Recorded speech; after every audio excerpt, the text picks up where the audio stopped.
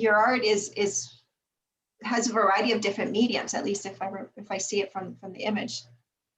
Yes, I think I do excel at using multimedia materials. Mixed media is what they call it. But when I do a flat painting, it doesn't work for me. I've been trying to work on paintings this summer and I just go, oh no, this is not right. But then I'll pick up a piece of fabric. I'm really drawn to non-traditional, or what nowadays people may say otherwise, but non-traditional being not paint and canvas. So I love fabrics, I love fibers, I love weaving and embroidery. I like to interweave paper with fabric and make little, kind of mini sculpture type 3-dimensional assemblages, photographs. So I interweave a lot of different things together. But the piece you're thinking about is the US flag interwoven with the Mexican flag. So that's one of my favorite ones too. It was really simple, but at the same time, it was really something I really wanted to say. And I was trying to figure out how to say it, and that came out from it. Yeah. I thought it was a very powerful message without any words, I thought. Mm-hmm. I still always remember that particular piece that you created. Thanks. Yes, absolutely. So what are 3 things that you wish you had known when you first started working? I think one thing is, not just because someone is your age or older, that they're not, it doesn't mean that they're mature or they're going to be professional. Yeah, and that doesn't, it never affected me to the point that I wasn't professional. I felt like I was always really good at being professional, but I had some experience as a young student worker. I worked at the libraries. And you would get all kinds of different situations from professors and grad students and so forth. So I got a lot of interaction with people. And I guess another thing would be, understanding everything. For example, like I said, I really didn't know very much about contracts, and I didn't know you could negotiate for a salary. I didn't know any of that. Now I know. Or your benefits, making sure you know everything about your benefits, those kinds of things. Yeah, we grew up and my parents didn't have salaries. So, or insurance. So it's just, those were new things to me. So I wish I'd known more about how to negotiate or ask or situate everything better at the beginning. And a third thing would be, well, think of a third thing. As a Latina, what is something that would have been helpful for you to have known that you just didn't know? I guess the history of a place, the history of that place, and what it was like for different people. Like, for instance, different ethnicities at a particular location, because there is a history of employment of people in that particular place. And what was it like for them? Were there other Latinas employed before then? Maybe you're the first one, or I don't know. You could be the first Latina professor there and you didn't really know, because maybe they don't want everybody to know. That's not what happened to me, but that could be something that happened, because there is a history of it, and if it affects the culture of that workplace. So yeah, it does definitely make a difference there. And I wish I had known. There were several, not just the place I work now, but other places as well. I wish I had known that the history of it affects the culture and the overall social environment of the workplace. Yeah. Yeah, and it also, like, because I remember in some of the roles that I had, I didn't think of it at that point. It wasn't until I later kind of did the history of my work journey. And I realized that I was the first Latina for a number of things, either the younger Latina or just the Latina. And that you don't realize sometimes that you're being judged because you are that first, you are that whatever.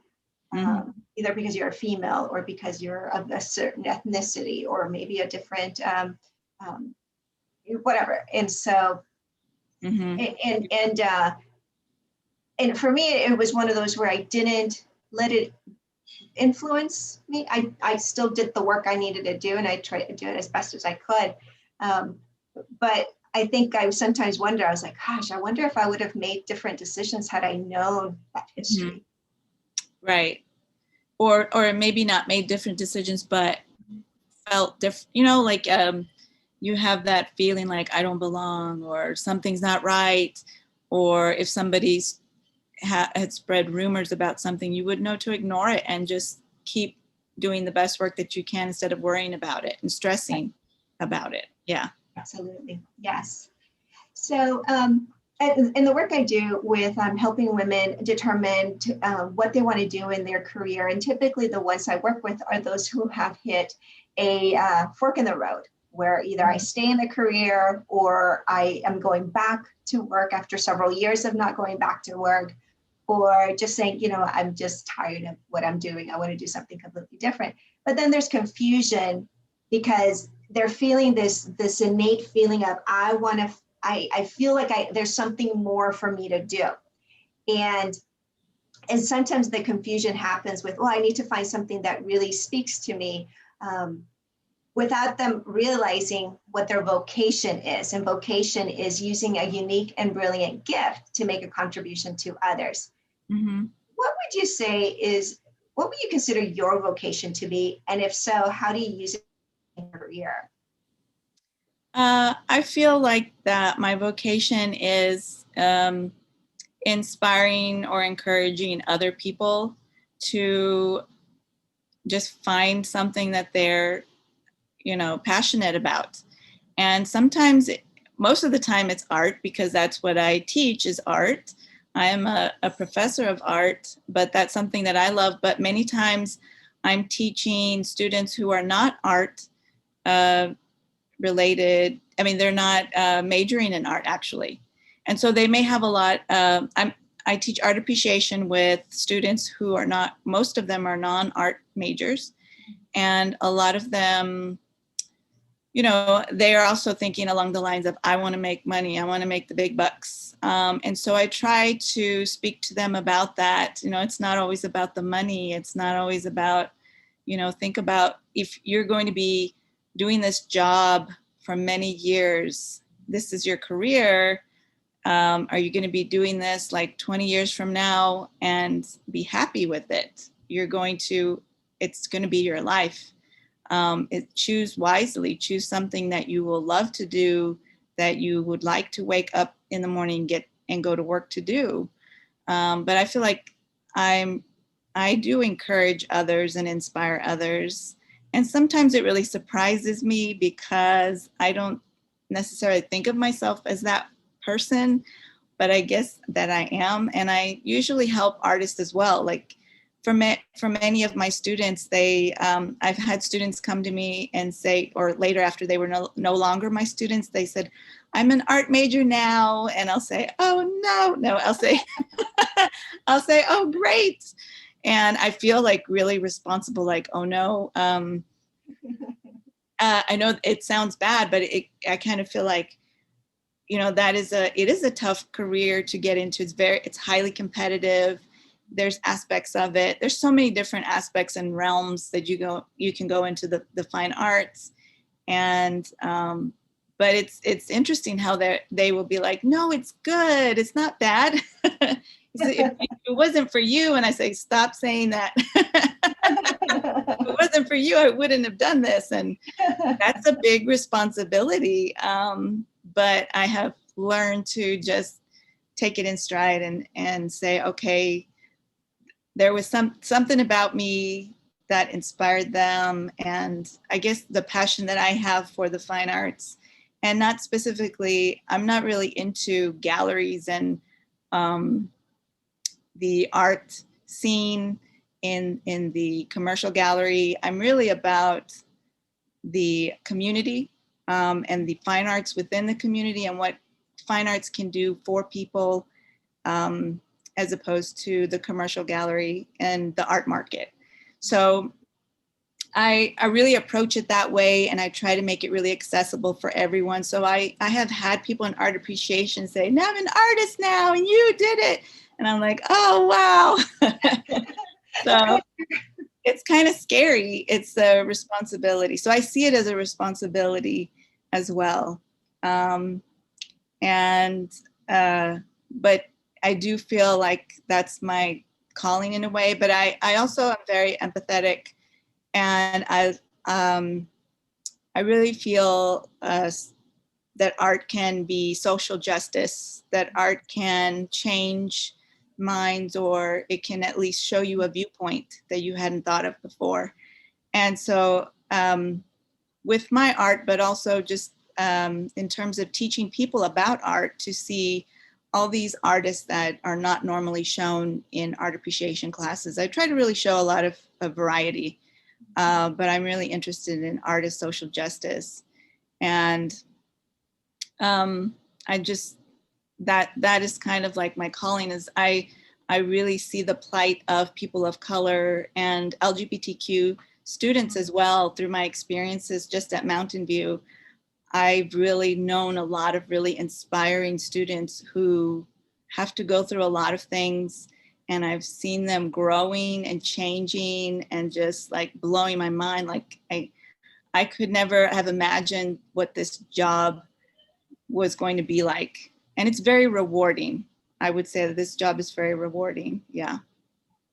And that it's not about the dollar at the end of the day. It's about, like I said, seeing my students' successes past the classroom. Like they're out there living the best life that they can live, and they're happy, and they're like, yes, I'm making opportunities for other people as well. And you're just like, so happy. Yeah. Yes, yeah, right. Just to see it will think of it. The first question I asked you what you were celebrating, and those students who are now with their studio and showcasing other people's work, and were influenced by you. And though I know it seems like that's a responsibility for you, that there are being positively influenced by you. Yeah. Wonderful. It's amazing. I never would have, it was not something I anticipated getting into this position. I just was thinking, this is something I'm going to do to help me make art.